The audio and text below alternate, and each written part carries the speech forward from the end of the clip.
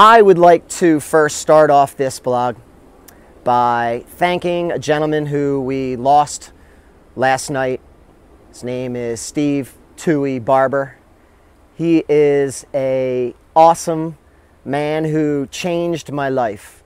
Back in 1994, when I got onto a team, started to have the dreams of playing professionally, he was one of those guys that when you saw him, you're like, wow, that's the guy from all the magazines. So myself and all the people who knew you, Toohey, will miss you. And once again, thank you for changing my life and giving me the excitement to play this crazy sport of paintball and be a unique individual like you are and push me to get to where I am today. I'm going to give you lots and lots of credit for that. Thank you very much. How you doing, everybody? This is Greg Hastings. I'm at Operation End War 5.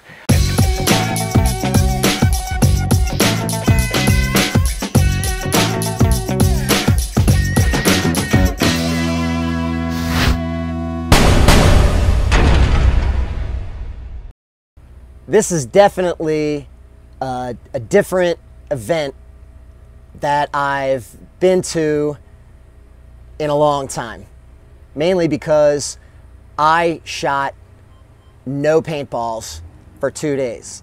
I shot shaped projectiles loaded into a mag in my TPX with my LA Hitman awesomeness barrel and my internal guts from the Sarge kit. I also had the Zeta mags, and a little itty bitty lightweight pistol allowed me to go totally billy goat, climbing dirty, dusty hills, rocks, mountains in the eastern part of Central California at an amazing mag-fed event put on by Rap 4. It was such an amazing event and challenging at the same time. 96 degrees, rattlesnakes everywhere, scorpions, and these little things that roll around and stuck to your skin. I heard somebody on the radio say, hey, we got some rattlesnakes on the field. So yeah, that gave me some pucker factor. So my dude, Robert Bobby Barnett, put on an amazing event. He is the scenario writer, and although he had written some scenarios for some smaller events, I was told that this was his big dance, and he did a great job. The event was held at an abandoned copper mine, and it was started at around 1865. Sorry. It was purchased by a couple, I guess about 14 years ago, and they kind of open it up to whoever wants to come and utilize it. They shoot real firearms there. A lot of people do training there. People go camping there. But this particular weekend, it was on. Operation End War, a series that's been going on for 5 years. Now let me tell you something. There's some real tough guys up on this hill. These guys are tacked out, and they ain't just wearing the uniform like some of you YouTubers trying to get your groove on. These are legit soldiers who still enjoy the camaraderie, still enjoy packing up your gear, smashing your buddy in the chest with a fist, driving your mags home, and going on missions. Let me tell you the highlight of this entire event and why I even went there in the first place. I was taking on my hero, Bob Long. He is my hero because he selected me back in the day and brought me up from the amateur ranks and gave me a shot at being a professional paintball player. And I joined the Ironmen back in the day, and I was able to parlay that and get picked up by Ground Zero, and the rest, you know, my career went on from there. So, Bobby, you are the man. Thank you so much for taking your time out to be with all of us. You are a treasure to our industry, and your expertise and the fact that at your age you're still got your billy goat on and you still have this great passion for this sport. Thank you very much. I thought it was very competitive. In fact, I'll fast forward a little bit.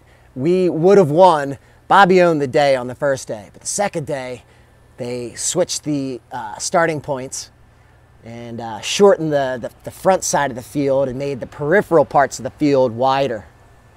So it changed the dynamic of the game amazingly. And we took over Bobby's base towards the midday, and we had an opportunity to steal all their treasure because we didn't find any treasure. We had most of all the other missions under our belt, but they amassed so much treasure that we forgot to capture the booty and take it away. So Bobby ultimately won. Congratulations. Big Larry, he commanded well.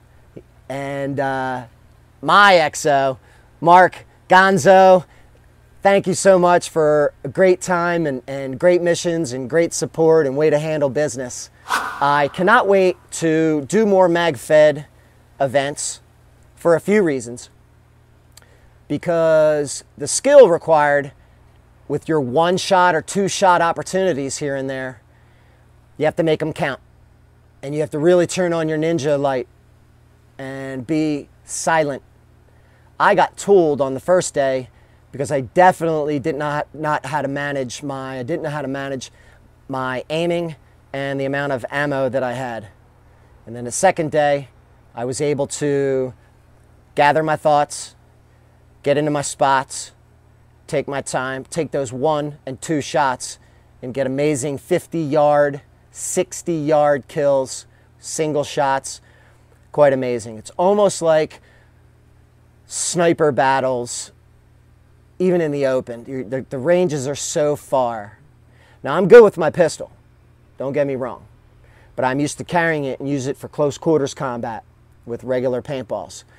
But this time I used the TPX, and the fact that it was so lightweight, I felt that I had an advantage. I did not have to hump big gear with me. I only had clips shoved into my belt, and I carried a big water pack, and then I had this pistol with a couple of little add-ons. It was so lightweight, and I held it just like a regular marker or gun, and I was able to make lots of kills. The fun factor on this one, 10 plus. Amazing.